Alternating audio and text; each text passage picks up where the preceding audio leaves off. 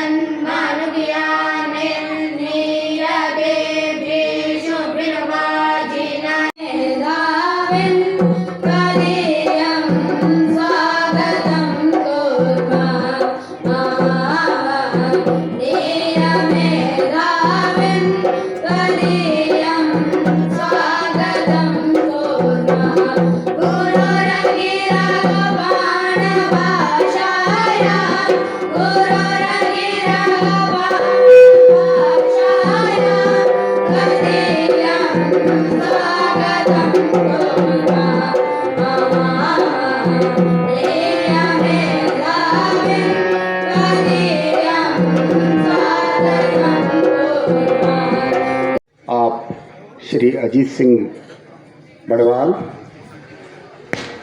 KDC Basoli, सभी स्कूलों के आए हुए प्राचार्य, स्टाफगण, पत्रकार बंधुओं और जितने भी छात्र यहाँ पर उपस्थित हैं, मैं ब्रजमोहन शर्मा बसोली की इस पावन धरती पर आप सबका स्वागत करता हूँ और ये अपेक्षा करता हूँ, क्योंकि मैं विश्वास रखता हूँ जो काम दवा से बन ना सके वह बात दुआ से बनती है, और जब सच्चा सद्गुरु मिल जाए तो बात खुदा से होती है। आज उन विपरीत परिस्थितियों में जब हमारा काम सबको पता था कि आज 90% बारिश है, भगवान ने आपके लिए सूरज की चमकती हुई धार देकर दी। ये कम नहीं है, स्नेह है, तभी तो हम कुछ कर पा रहे हैं। और आपका स्नेह और आपका जज्बा यदि ना होता तो वास्तव में हम ये कार्यक्रम करने में भी असफल होते। तो हमारा और आपका संबंध इसी प्रकार से बना रहे। एक बार फिर से हम सब इस नगरी में, इस पावन नगरी में आप सबका एक बार दिल की गहराइयों से स्वागत करता हूँ और अपनी वाणी को प्राण देता हूँ। धन्यवाद। जैसे कि वो हमारे एक माननीय ने कहा कि हमारे मुख्य अतिथि ने कहा कि हम भारत को विश्व गुरु बनाना चाहते हैं, तो ये प्रभाव, अगर हमें विश्व गुरु बनना है तो इसके लिए इतना छोटी सी प्रतिशत काफ़ी नहीं है। हमें संसार के, देश के हर एक व्यक्ति के अंदर ये भावना लानी है। जैसे कि आपने कहा है कि एजुकेशन स्टेटस पे देखना है, ना कि हमें गरीब या अमीर के बल में देखना। मैं इसका यही कहना चाहूँगी कि आदरणीय सभापति महोदय, निर्णायक मंडली तथा श्रोतागण भाइयों और बहनों, मैं साहस पोलिया रामेश उच्चतर माध्यमिक विद्यालय का छात्र आज इस दिवस पर जो हमें विषय दिया गया था उस पर अपने विचार प्रकट करने जा रहा हूँ। की भूमि अधिकाल से धर्म, ज्ञान और योगियों के नाम से प्रसिद्ध है, जिनके आदर्श पूरे विश्व में माने जाते हैं। इसमें कोई संदेह नहीं कि भारत एक निर्धन देश है। यहाँ धन का बहुत ज्यादा अभाव है, परंतु सिर्फ भोजन उपलब्ध करवाना एकमात्र समस्या नहीं, इसके अतिरिक्त और भी बहुत कुछ चाहिए। Anyone from the audience? Mister Spolia, ये थोड़ा सा अंतर बता देना निर्धनता और संपन्नता में। जी, निर्धनता से मैं ये समझता हूँ कि जो वर्ग जिनके पास अपनी ज़रूरतें पूरे करने के लिए धन नहीं होता है या आवश्यकता पूरी करने के लिए पैसे नहीं होते हैं, उनको मैं निर्धन में समझता हूँ। और संपन्नता जिनके पास इससे निर्धन से उल्टा होता है और जो काफ़ी ज़्यादा अपनी ज़रूरतें पूरी कर सकते हैं, अमीर एक तरफ से। धन्यवाद। नमस्ते, मैं शरण्या शर्मा कक्षा 7वीं की छात्रा Ramesh twinkling star public higher secondary school Basole से हूँ। आज यहाँ पर हम सब जमा हुए हैं क्योंकि आज विवेकानंद जयंती है, जिसके लिए यह फंक्शन ऑर्गेनाइज किया गया है। सबसे पहले तो मैं उसके बारे में कुछ कहना चाहूँगी। आज विवेकानंद जयंती है, जिसका मतलब है कि आज के दिन ही विवेकानंद जी का जन्म हुआ था। 12 जनवरी 1863 कोलकाता में विवेकानंद जी का जन्म हुआ था।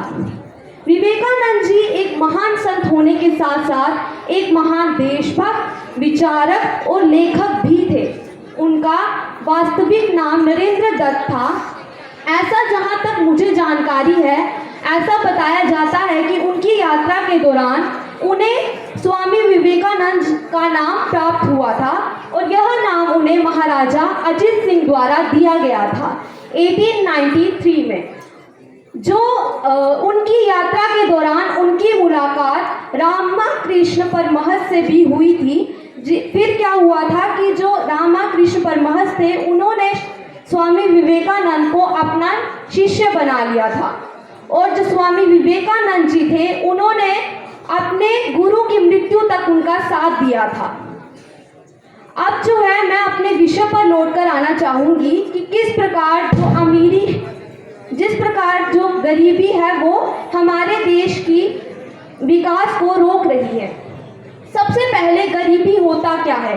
अगर आज हम किसी से पूछते हैं कि गरीबी क्या होता है, तो गरीबी को वो इस तरीके से बताएंगे कि जो एक आदमी जो अपनी आम ज़रूरतें भी पूरी ना कर सके, उसके पास इतने भी पैसे ना हो कि वो अपनी आम ज़रूरतें भी ना पूरी कर सके, वह गरीब कहलाता है। अब ये आम ज़रूरतें हैं क्या? रोटी, कपड़ा, मकान, यही है आम ज़रूरतें। हमें जीने के लिए कुछ खाने के लिए चाहिए, कुछ पहनने के लिए और एक छत चाहिए।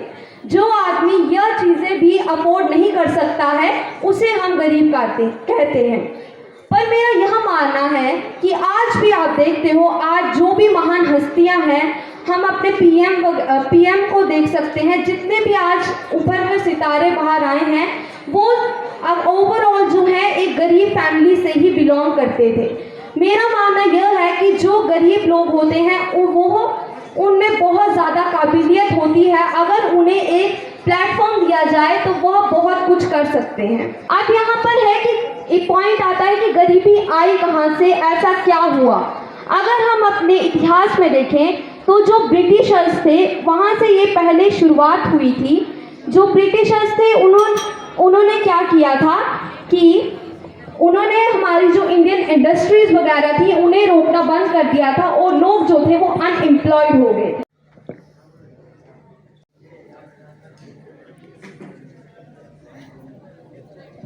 हेलो, आपका नाम है? शरणम। बेटा, आपने थोड़ी सी इसके धन की बात की। मैं कहता हूँ कि प्रभाव, शक्ति और धन,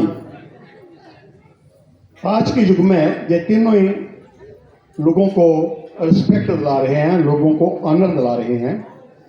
आपके विचार में ये सही है या गलत है?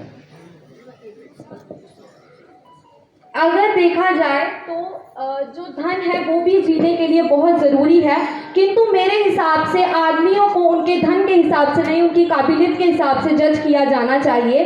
क्योंकि आज भी आप कई महान हस्तियां देखते हैं, वो एक गरीब फैमिली से ही बिलोंग करती हैं। तो हमें अपनी पूरी कोशिश करनी चाहिए कि जितनी हम मदद कर सकें, हमें उनकी मदद पूरी करनी चाहिए, ताकि आगे चलकर वो भी हमारे देश का नाम रोशन करें और हमें मिलजुल कर रहना चाहिए।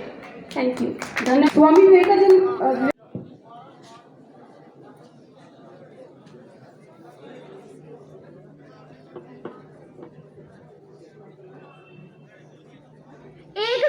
सड़कों पर एक महलों में बसर करती है, एक जिंदगी सड़कों पर एक महलों में बसर करती है। कोई बेफिक्र सोता है तो कहीं मुश्किल से गुजर होती है, कोई बेफिक्र सोता है तो कहीं मुश्किल से गुजर होती है। नमस्कार, मैं सौम्या शर्मा का इजावन convent high secondary school Kathua की छात्रा आज आपके समक्ष निर्धनता और संपन्नता पर अपने कुछ विचार प्रकट करना चाहती हूँ। मेरी आशा है कि आप सब ध्यानपूर्वक सुने। मानव समाज में ये दो शब्द गहराई से जुड़े हुए हैं। बहुधा अमीरी और गरीबी को तय करने के लिए व्यक्ति की आर्थिक स्थिति को मानदंड बनाया जाता है। वह व्यक्ति जो अपनी ज़रूरतों के साथ साथ अपनी इच्छाओं को पूरा करने में सक्षम है वह अमीर है, और जो व्यक्ति अपनी ज़रूरतों को और इच्छाओं को पूरा करने में असमर्थ है वह गरीब है। ज़रा सोचिए कि अगर एक बेहद गरीब व्यक्ति की संपत्ति दुनिया के सबसे धनी व्यक्ति के बराबर हो जाए तो क्या लोग उसे गरीब बोलेंगे? क्या लोग उसके बारे में बात नहीं करेंगे? क्या मीडिया उसका इंटरव्यू देने के लिए उतावला नहीं होगा? लेकिन एक गरीब और अमीर में पैसों के साथ साथ बुद्धि और विवेक का भी अंतर होना चाहिए। अगर मैं आपसे सिर्फ ये कहूँ कि सिर्फ बुद्धि और विवेक का अंतर होना चाहिए तो मान्यवर ये गलत होगा, क्योंकि पैसों का भी उतना ही अंतर होता है जितना कि बुद्धि और विवेक का। अमीर के घर पर बैठा कौवा भी मोर लगता है, अमीर के घर पर बैठा कौवा भी मोर लगता है, गरीब का भूखा बच्चा भी चोर लगता है, गरीब का भूखा बच्चा भी चोर लगता है। बढ़ती जनसंख्या, नौकरियां ना मिलना, महंगाई आदि के कारण गरीबों की संख्या और बढ़ती जाएगी। जी का यह भी कहना था कि जो लोग किस्मत पर भरोसा करके बैठते हैं वह कायर हैं, और जो लोग अपनी किस्मत खुद बनाते हैं वह मजबूत हैं, और वही लोग अमीरी की सीढ़ी तक पहुंचते हैं। अगर हमें विकास करना है तो स्वामी विवेकानंद जी के विचारों को अपने जीवन में उतारना होगा, तभी हमारे देश में विकास का ग्रहण दूर हो सकता है। घर से बेशक गरीब हो पर दिल से रहना धनवान, घर से बेशक गरीब हो पर दिल से रहना धनवान। अक्सर झोंपड़ी पर लिखा होता है सुस्वागतम, अक्सर झोंपड़ी पर लिखा होता है सुस्वागतम, और महल वाले लिखते हैं कुत्तों से सावधान। धन्यवाद। जय हिंद, जय भारत। तो निर्धन व्यक्ति होता है, वैसे भी उसका समाज में कोई मूल्य नहीं होता, लेकिन जो उसके जेब में पैसा होता है उसका भी समाज में कोई मूल्य नहीं होता। उसका एक उदाहरण दूंगा कि निर्धन व्यक्ति को का जो पैसा है उसे असली दवाई नहीं दिलाता, उसको नकली दवाई मिलती है, गली सड़ी हुई सब्जी उसी रेट पे मिलती है, और उसके जो और कोई जो उसने कोई आर्टिकल लेना हो उसको सही प्राइस पे उसको गलत चीज़, मिलावटी चीज़ मिलती है। खराब सब्जी भी उन्हीं को मिलती है जिनके पास मतलब गरीब होते हैं। जो एक मैं समक्ष निर्धनता एवं संपन्नता के बारे में अपने विचार प्रकट करना चाहती हूँ। कृपया करके ध्यान से सुने और मेरी बड़ी छोटी गलतियों को माफ करें। निर्धनता एवं संपन्नता का बढ़ता अंतर मानव के विकास पर बहुत ज़्यादा प्रभाव डाल रहा है। निर्धनता एवं संपन्नता के बीच का बढ़ता अंतर का कारण आर्थिक असमानता है।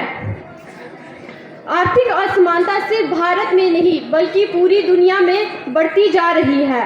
गरीब और गरीब होता जा रहा है और अमीर होता जा रहा है। महोदय, मेरा प्रथम प्रश्न यही उठता है कि गरीब कौन है? गरीबी वह स्थिति है जिसमें मनुष्य को जिंदगी की आवश्यक चीज़ें जैसे मकान, पानी, खाना, भोजन जैसी आवश्यक चीज़ों की कठिनाई हो, उसे हम गरीब कहते हैं।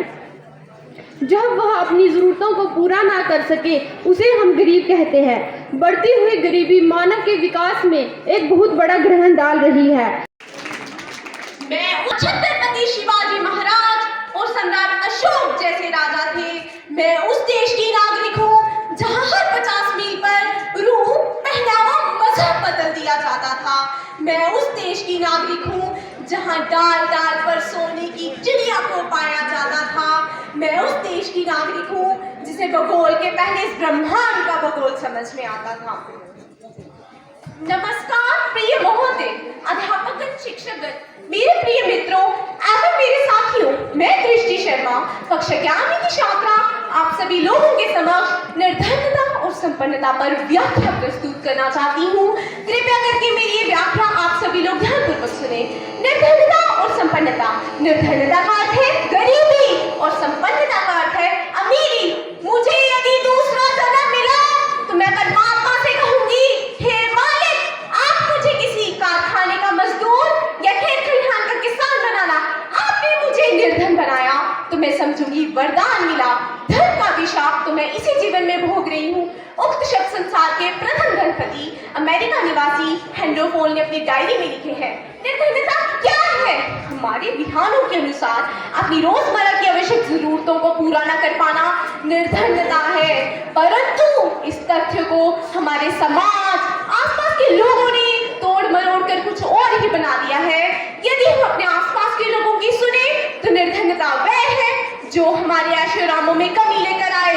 यदि ऐशोरामों में कमी लेकर आना निर्धनता है तो हाँ, हमें निर्धनता आज की लग्जरी जीवन शैली की संपन्नता से अधिक पसंद है, क्योंकि ये मनुष्य को जिम्मेदार, मेहनती, ईमानदार की जगह पर लालची, आलसी और निकम्मा बना दिया है। डॉक्टर APJ अब्दुल कलाम जी कहते हैं, आप अपना भविष्य कम से कम वो मेहनत तो कर पाते थे, इसको तो धरती पर चैन से सो पाते थे। उस संपन्नता का क्या फायदा जो आपकी जीवन शैली बदल दे, उस कोमलशैया का क्या फायदा जिस पर चैन की नींद ना आए, और उस महल का क्या फायदा जिस पर कि तोड़ना है हर पिंजरा, मेरी उड़ान अभी बाकी है, कि तोड़ना है हर पिंजरा, मेरी उड़ान अभी बाकी है, मंजिलें ज़मीन पर नहीं, आसमां अभी बाकी है, लहरों का थमना नहीं, समंदर की बेबसी, बाहर खामोशी से ही, भीतर कई तूफान अभी बाकी है। मुझे अपना कीमती समय देने के लिए धन्यवाद। आप प्रश्न के लिए प्रश्न है, आपने अपने वक्तव्य में कहा है कि सेंट फ्रांसिस को हुए एक दार्शनिक हुए, उन्होंने सब कुछ त्याग कर जो है समाज में गरीबों की सेवा करने लगे, और आपने कहा कि वो जो है संपन्नता को उन्होंने त्याग दिया। आपकी बात में ही कितना विरोधाभास है कि उन्होंने अगर संपन्नता को त्याग दिया तो वो गरीबों की सेवा करने। आपने वक्तव्य के दूसरे अंतराल में कहा है, जब आप संपन्नता को एक अभिशाप मानते हैं अपने वक्तव्य में, तो अगर श्री कृष्ण के पास संपन्नता नहीं होती तो सुदामा की किस प्रकार मदद कर सकते थे? तो आप संपन्नता को किस प्रकार अभिशाप मानते? सर, संपन्नता एक बुराई का ढेर है, उससे इंसान घमंड आ जाता है, उसके अंदर लालच आ जाता है, और लालच किसी भी समस्या का हल नहीं है। एक निर्धन व्यक्ति जो होता है वो एकदम अपने निर्बल भाव से सारी मुश्किलों को पूरा ठीक कर सकता है, लेकिन जवानों को मिलता दूध बार, भूखे बच्चे इठलाते हैं, हटो व्योम से मेघपंथ, हम स्वर्ग लूटने आते हैं, हम स्वर्ग लूटने आते हैं। आदरणीय अतिथिगण एवं मेरे प्यारे मित्रों, आज विवेकानंद जयंती के उपलक्ष्य में ओजस उपाध्याय सैनिक स्कूल नगरोटा से आपका हार्दिक स्वागत एवं अभिनंदन करता हूँ। आज इस मंच से मैं आपसे निर्धनता एवं संपन्नता का बढ़ता अंतर कैसे मानवता का समग्र विकास में ग्रहण लगा रहा है पर प्रकाश डालना चाहूंगा। क्या आप जानते हैं, शहरी क्षेत्रों के उच्च वर्ग के 20% लोग राष्ट्रीय आय में 44% की हिस्सेदारी रखते हैं, वहीं ग्रामीण क्षेत्रों के उच्च वर्ग के 20% लोग राष्ट्रीय आय में सिर्फ 7% की हिस्सेदारी रखते हैं। देश की 10% जनसंख्या राष्ट्रीय आय में 57% की हिस्सेदारी रखती है, वहीं निचले दर्जे के 50% लोग राष्ट्रीय आय में केवल 13% की हिस्सेदारी रखते हैं। यानी कि स्थिति स्पष्ट है, अमीर और अमीर होता जा रहा है और गरीब और गरीब। वो राष्ट्रीय आय में एक बहुत हिस्सा अपना प्रदान करता है जो कि गरीबों से बहुत ज्यादा है। तो राष्ट्रीय आय जो है वो संपूर्ण विकास, जो कि एक शब्द आया है विषय में, संपूर्ण विकास, उसका सबसे बड़ा देन है। पर कैपिटा इनकम और नेशनल इनकम उसकी सबसे बड़ी देन है। तो आप कैसे समझ सकते हैं कि गरीब जो है वो संपूर्ण विकास के अनहित में है, हित में नहीं? हम ऐसे समझ सकते हैं कि राष्ट्रीय सलाहकार समिति ने की एक रिपोर्ट में ऐसा दिखाया गया है कि राष्ट्र के 1% अमीर लोगों के पास 22% की राष्ट्रीय आय में हिस्सेदारी है। अब आप ऐसे समझ सकते हैं कि कुछ एक लोगों के हाथ में संसाधनों का केंद्रीकरण होगा। बहुत अच्छा। एक मेरा भी थोड़ा सा सप्लीमेंट्री क्वेश्चन है। ऐसा है कि भारत को तो गरीब समझते हैं ना जी, भारत को गरीब समझते हैं और अमेरिका को बड़ा विकसित देश समझते हैं, मॉडर्न कहते हैं, और वो एक शक्ति भी है, उनके पास पैसा भी है, और उनके जो जितने भी इंस्टीट्यूशंस हैं, संस्थान हैं, उनमें से अगर जो गरीब देश के लोग हैं हमारे, उनके एम्प्लॉय हैं, मुलाजिम हैं, उनको थोड़ा सा माइनस कर दें तो बताइए अमेरिका की जो स्थिति है वो क्या होगी? आप एक बार क्वेश्चन रिपीट करें। ऐसा है कि अगर अमेरिका विकसित देश है, विकास किया हुआ है, एक शक्ति है दुनिया की, और वहाँ एक निर्धन देश के लोग जो हैं वहाँ उनका काम चला रहे हैं, अगर वहाँ से निर्धन देश के लोग वापस आ जाएं तो बताइए अमेरिका की क्या स्थिति होगी?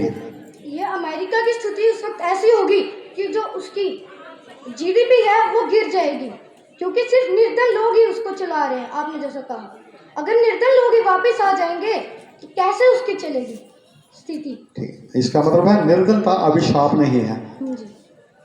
Thank you. सोने का अब समय नहीं है, आओ सभी हम जागे।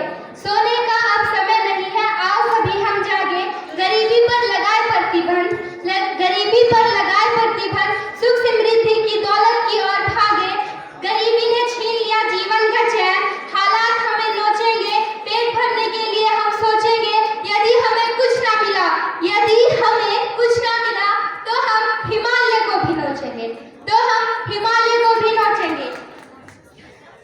माननीय सभापति महोदय व आदरणीय अतिथिगण, निर्णायकगण एवं मेरे समक्ष उपस्थित सभी श्रोतागण, सुप्रभात। मैं आरजू मलिक, न्यू महावीर विद्या अकेडमी की छात्रा, आज की इस प्रतियोगिता में अपने विचार आप सभी के समक्ष रखना चाहती हूँ। भारत एक विकासशील अर्थव्यवस्था वाला देश है। भारतीय अर्थव्यवस्था की गणना आज विश्व की प्रमुख शक्तिशाली अर्थव्यवस्थाओं में गिनी जाती है।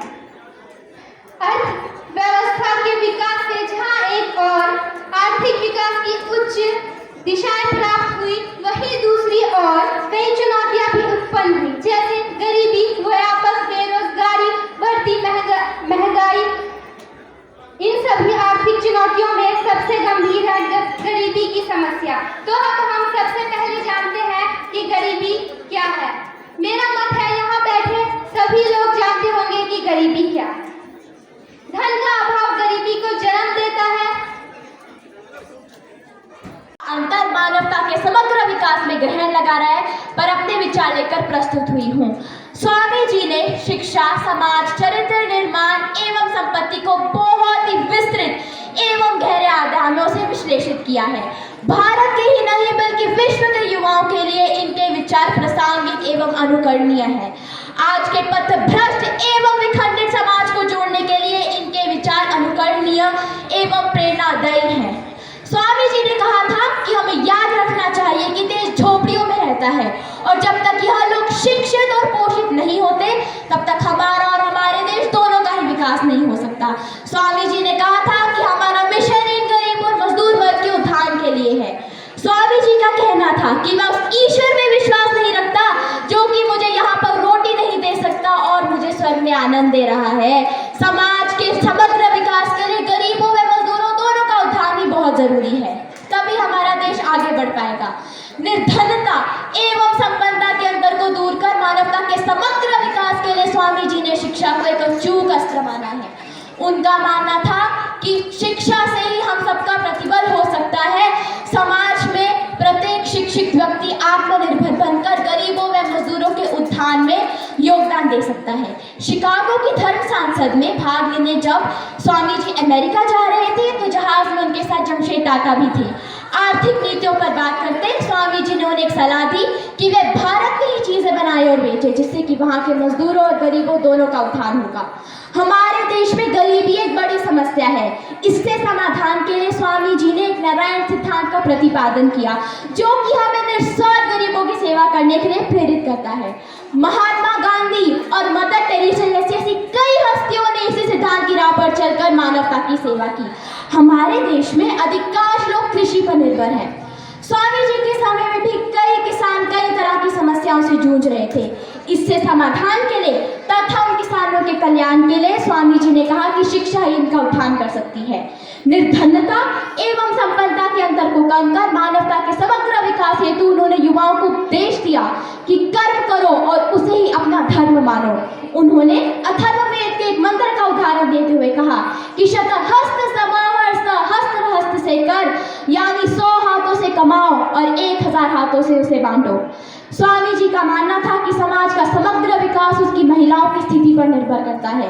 उनका मानना था कि अगर महिलाओं को शिक्षा दो, इसके बाद वे खुद बताएंगी कि किस प्रकार के परिवर्तन या फिर सुधार की जरूरत है।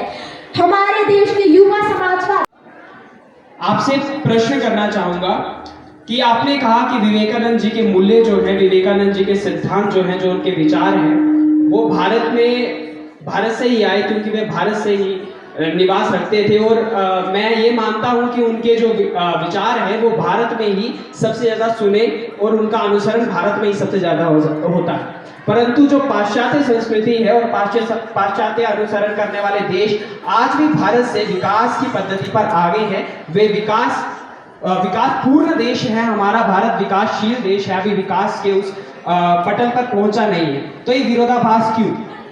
कहना चाहूंगी कि इसका उत्तर स्वामी जी ने भी बहुत अच्छे से दिया था।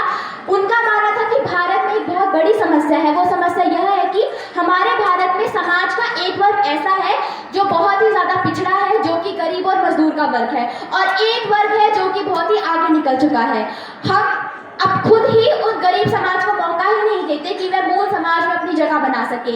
इसलिए स्वामी विवेकानंद जी ने कहा है कि अगर हमारा अपना भारत बाकी देशों की तरह प्रगति करना चाहता है तो हमें उन गरीबों, उन मजदूरों को भी मूल समाज में जगह देनी होगी। उसके लिए हमें, जो कि समग्र लोग आत्मनिर्भर बनते हैं, हमें उनके योगदान देना होगा, जिससे कि सारे लोग मूल समाज में अपनी जगह बना सकें। धन्यवाद। नील श्री विवेकी निर्णायक जन, इस सरस्वती सभागार में उपस्थित गणमान्य श्रोतागण, आज मैं आर्या सेंट एल्स कॉन्वेंट हाई स्कूल की छात्रा आप सभी के समक्ष निर्धनता एवं संपन्नता का बढ़ता अंतर मानवता के समग्र विकास पर ग्रहण लगा रहा है विषय को लेकर उपस्थित हूँ। निर्धनता एवं संपन्नता आज के इस युग में आर्थिक परिप्रेक्ष्य के दो अभिन्न अंग हैं। जैसा कि हम सब जानते हैं कि आर्थिक विचारों का अस्तित्व अनादिकाल से ही रहा है। स्वामी विवेकानंद भारत और आधुनिक विश्व के सबसे प्रभावशाली व्यक्तित्वों में से एक हैं।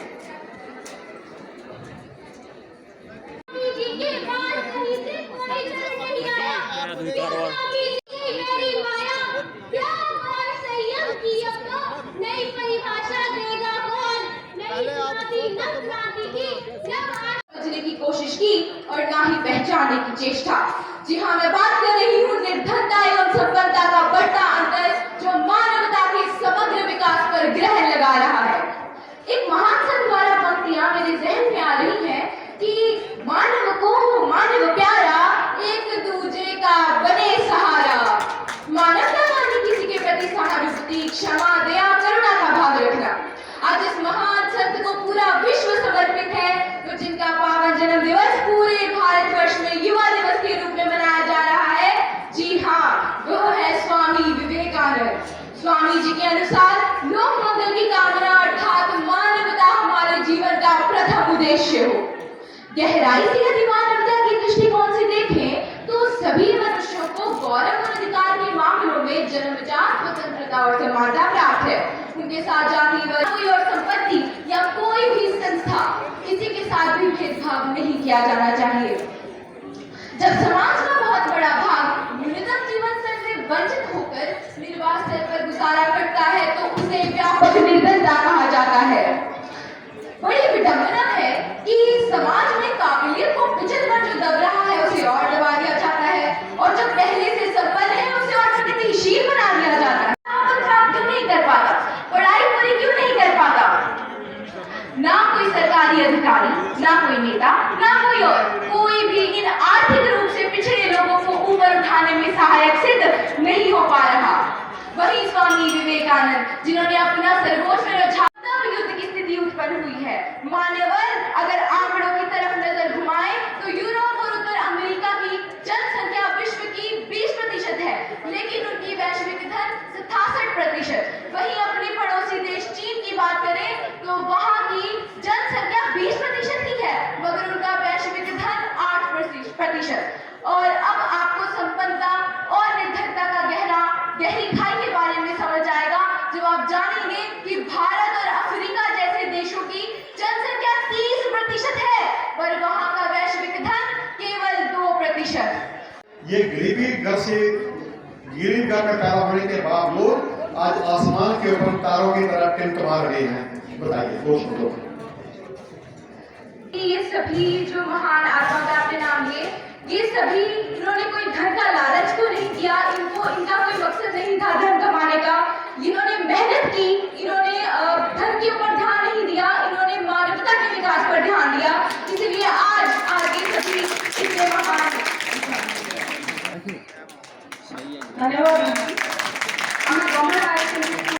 इनके कारण समाज में आर्थिक विषमता बढ़ रही है, जिसके कारण निर्धन अति निर्धन हो रहा है और पूंजीवादियों का विस्तार हो रहा है। मान्यवर, यदि भारत के परिप्रेक्ष्य में देखें तो इस वक्त 81 करोड़ से अधिक लोग निर्धनता में अपना जीवन यापन कर रहे हैं। उनको 2 जून की रोटी नसीब नहीं है, जीवन की मूलभूत सुविधाओं से वंचित है और रोजगार के साधन सीमित है। इस वार्षिक आय बहुत कम है। निर्धन लोगों में शिक्षा और स्वास्थ्य का अभाव है। परिणाम स्वरूप उपभोक्ता की वस्तुएं अधिकता से उपयोग होती नहीं देख पा रही। इसमें संदेह नहीं कि भारत सरकार ने जैसे आवास योजना, गरीब कल्याण योजना, मनरेगा, अपने बुजुर्गों के लिए पेंशन आदि कोरोना के साथ लेकिन आपने कहा कि समग्र विकास के लिए धन की आवश्यकता होती है। आप भी स्कूल में पढ़ते हैं, आप सब स्कूल में पढ़ते हैं, कॉलेज में पढ़ते हैं, तो वहाँ पे शिक्षा ग्रहण करने के लिए धन तो आवश्यक है। कोचिंग लेते हैं, उसके लिए धन आवश्यक है, तो धन तो आवश्यक हुआ। धन आवश्यक हुआ, लेकिन हम ये नहीं कह सकते कि मानवता के लिए धन ज्यादा जरूरी है। शिक्षा तो हम ग्रहण कर भी सकते हैं। शिक्षा चाहे शिक्षा जैसे हम ग्रहण करते हैं, ऐसे